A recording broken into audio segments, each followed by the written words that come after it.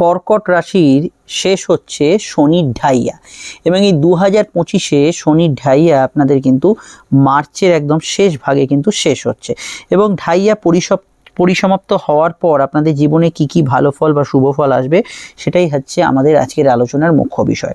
তো প্রথমত কর্কট রাশির যে সকল জাতক জাতিকা আছে একই রকম সমস্যায় তারা ছিলেন না এবং কর্কট রাশির সকল জাতক জাতিকারাই কিন্তু একাধিক সমস্যার মধ্যে জর্জরিত ছিলেন না, কিন্তু যারা এই ঢাইয়ার প্রভাবে জর্জরিত ছিলেন তাদের ক্ষেত্রে কি কি ভালো ফল আসবে সেটাই হচ্ছে আমাদের আলোচনার মুখ্য বিষয়। কেন এরকম বৈষম্য যে কর্কট রাশি সবাইয়ের এবং সবারই ঢাইয়া চলছে, একজনরা ভালো ফল পাচ্ছে একজনরা মন্দ ফল পাচ্ছে, তার কারণ হচ্ছে আপনার কর্মফল থেকে সৃষ্টি হওয়া দশান্তর্দশা।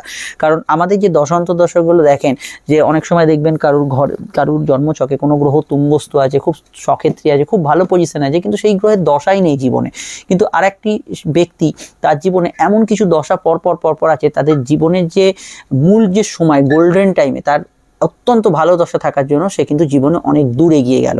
তো এটাই হচ্ছে আমাদের কর্মফল। তো সেরকমই ঢাইয়া চলাকালীন যদি আপনার নেগেটিভ দশা থাকে তাহলে সেই ঢাইয়ার এফেক্টটা কিন্তু প্রবল হয়ে যায়।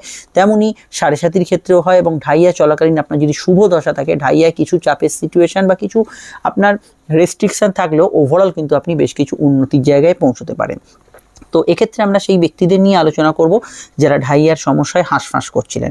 তো প্রথমত শনির যে দৃষ্টিপাতগুলো ছিল ঢাইয়ার সময় সেগুলো কোথায় কোথায় ছিল সেগুলো জানতে হবে। শনি প্রথমত আপনাদের অষ্টমে গোচর করছিল, যেটা অষ্টমা শনি হিসেবে আমরা জানি, এবং শনির দৃষ্টিগুলো ছিল আপনাদের রাশির কর্মভাবে, শনির দৃষ্টি ছিল আপনাদের রাশির সঞ্চয়ভাবে, শনির দৃষ্টি ছিল আপনাদের রাশির সম্পর্ক বা প্রেম এবং সন্তানভাবে। তো প্রথমত ঢাইয়া যখনই শেষ হবে মানে 29শে মার্চের পরবর্তী সময় থেকে আস্তে আস্তে ক্রমাগত ফিল করবেন যে আপনার প্রেম সম্পর্ক রিলেশনশিপের জায়গাটা অনেকটা মধুর হচ্ছে, আগের তুলনায় নিজেদের মধ্যে আন্ডারস্ট্যান্ডিংটা আরও ভালো কাটছে এবং নিজেদের মধ্যে যে কেমিস্ট্রিটা ছিল সেটা আরও আবেগঘন হচ্ছে।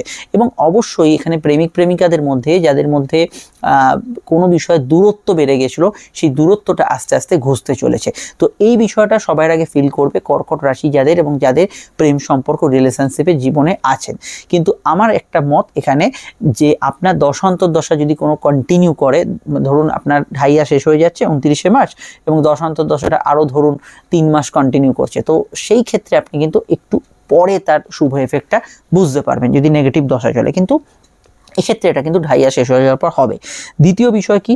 দ্বিতীয় বিষয় হচ্ছে সন্তানে যারা বারবার ফেলিওর হচ্ছিলেন, সন্তান ক্যারি করতে পারছেন না, কোনোভাবে কোনো দত্তক নিতে চাইছেন হচ্ছে না, বা সন্তান বিষয় আপনি কিন্তু কোনো বিষয়ে জটিলতা বা মেডিকেল কোনো একটা জায়গায় কমপ্লিকেশান ফেস করছেন, সেক্ষেত্রে এখানে কিন্তু অনেকটা ভালো ফল পাবেন এবং সন্তানের বিষয়ে নতুন সন্তান যোগ আসা, সন্তানের কেরিয়ার ফিউচার নিয়ে ভালো ফল পাওয়া, সন্তান স্যারোগেসি আইভিএফ এগুলোতে সাকসেসফুল হবে এবং সন্তানের বিষয়ে এখানে একটা সুখের মুখ দেখায়। এই ঢাইয়া অন্তে আপনি কিন্তু এই সময় ভালো ফল অবশ্যই কিন্তু পেতে চলেছেন।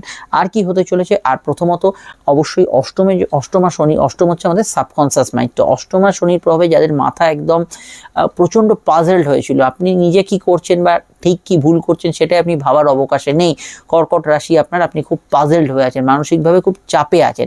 সেই যে অমূলক চাপ, অনেক সময় অষ্টমভাবে শনি থাকার কারণে কি হয়, আমরা নিজেরাই নিজেদের মধ্যে একটা গণ্ডির ভেতরে বেঁধে ফেলি নিজেকে। তো এই গণ্ডিটা অবশ্যই আপনার একটা অদৃশ্য যে বেড়াজাল আছে সেই বেড়াজালটা এবার ছিন্ন হবে। আপনার থিঙ্কিং প্যাটার্ন অর্থাৎ আপনার চিন্তাধারা, চিন্তাভাবনার স্রোত এবং অবশ্যই অমূলক যে চিন্তাগুলো ছিল সেগুলো মাথা থেকে একেবারে দূরীভূত হয়ে যাবে। এটা কিন্তু একটা খুব ভালো পয়েন্ট এবং ওভারঅল আমার মনে হয় এই অষ্টমা শনির প্রভাবটা কাটলে এক্ষেত্রে ভালো ফল পাবেন। পরবর্তী বিষয় কি দেখুন, আমি এটা খুব খারাপ বলবো না যে ব্যবসা এবং দাম্পত্য ক্ষেত্রে খুব খারাপ সিচুয়েশন চলছিল, কারণ শনি সক্ষেত্রস্থ অবস্থায় ছিল, কিন্তু তবুও যাদের দাম্পত্য কলহ, অশান্তি, কোর্ট কাচারি বা নিজেরা আলাদা থাকছেন এরকম কোনো সমস্যার মধ্যে যারা সিচুয়েশনটা ফেস করছিলেন তাদের ক্ষেত্রে এই সিচুয়েশনটা অনেকটা আপনার মনোমতো বা যেটা আপনার জন্য ভালো সেই দিকে যেতে চলেছে। অনেকের ক্ষেত্রে কি হচ্ছে, যাদের কোর্ট কাচারি একদম তুমুলভাবে আটকে আছে মামলা, সেই মামলাগুলো নিষ্পত্তি হয়ে হয়তো সেপারেশন হয়ে আপনি ভালো থাকবেন, সেটা হয়ে গেল।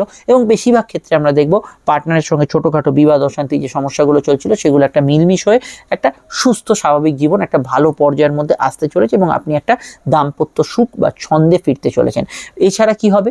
এছাড়া আমি বলবো শনি মার্চ মাসে ট্রানজিট করবে রাশির নবমভাবে, কিন্তু আমার মনে হয় এটা অবশ্যই মে মাসের পর থেকে জুন থেকে দেখবেন ব্যবসায়িক গ্রোথগুলো বাড়বে এবং দাম্পত্য সুখের শনি রাহুর যে সাময়িক যোগটা কেটে গেলে অবশ্যই জুন থেকে আমি বলছি একটু সময়টাকে বাড়িয়ে দিচ্ছি, এই জুন মাসের পর থেকে দাম্পত্য সুখ এবং ব্যবসার ক্ষেত্রে প্রভূত উন্নতি আপনারা কিন্তু ফেস করবেন। কিন্তু এই মার্চ মাসে শনি ট্রানজিট করলো, এপ্রিল এবং মেয়ের যে সময়কালটা এটা কিন্তু খুব একটা স্ট্রং নাও হতে পারে, কেন শনি রাহুর একটা কনজাংশন তৈরি হবে যেটা আমরা সাতির যোগ হিসেবে চিনি। এই সময়কালটা পেরিয়ে গেলে আপনি কিন্তু মে মাস থেকে যদি দেখেন আপনি কিন্তু ভালো, মে মাসের পর থেকে আর কি, মেয়ের এন্ড থেকে ভালো ফল আস্তে আস্তে পাবেন। জুন থেকে তো পাবেনই, এই বিষয়টা ব্যবসা এবং দাম্পত্যে খুবই ভালো ফল পাবেন। এটা হচ্ছে আপনাদের ক্ষেত্রে এই দুটো পয়েন্টে, ব্যবসা এবং দাম্পত্য ক্ষেত্রে আমি 2 মাস এক্সটেন্ড করে দিলাম, আপনারা জুন থেকে ভালো ফল পাবেন, অন্য যেগুলো বললাম সেগুলো তো ভালো ফল পাবেন।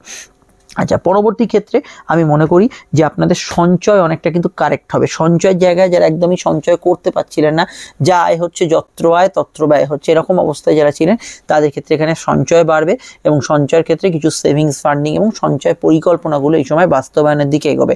দাঁতমারির সমস্যা যাদের চলছিল কমবে, আত্মীয় স্বজনের সঙ্গে রিলেশনশিপের জায়গায় যাদের ডাউন ছিল সেটা কিন্তু আগের থেকে ভালো হবে।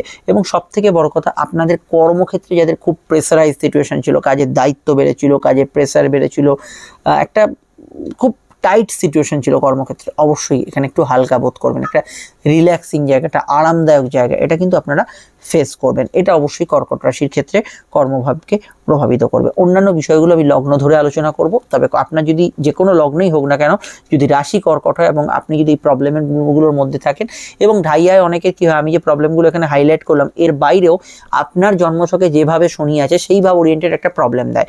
মানে ধরুন এখানে আমি অষ্টম ঢাইয়ার কথাটা বলে গেলাম, কিন্তু আপনার ধরুন শনি আছে চতুর্থে, তো চতুর্থ হচ্ছে আমাদের গৃহমন, এই গৃহমন নিয়ে একটা প্রবলেম শনি ক্রিয়েট করায়, তো সেই প্রবলেমটা কিন্তু এখানে হালকা হয়ে যাবে। এবং শনি কার কোথায় আছে আমি তো এখানে দেখতে পাচ্ছি না, জন্মছকটা আমার কাছে নেই, তো এখান থেকে হালকা হয়ে যাবে। আরও জানতে আপনারা অবশ্যই আমাদের যে বুকিং নাম্বার দেখতে পাচ্ছেন এখানে যোগাযোগ করবেন, অবশ্যই বাড়িতে বসে ফোনে বা সাক্ষাৎ চেম্বারে আমাদের সঙ্গে আলোচনা করতে পারেন, ডিটেল বিস্তারিত সময় সাপেক্ষ আলোচনা হবে।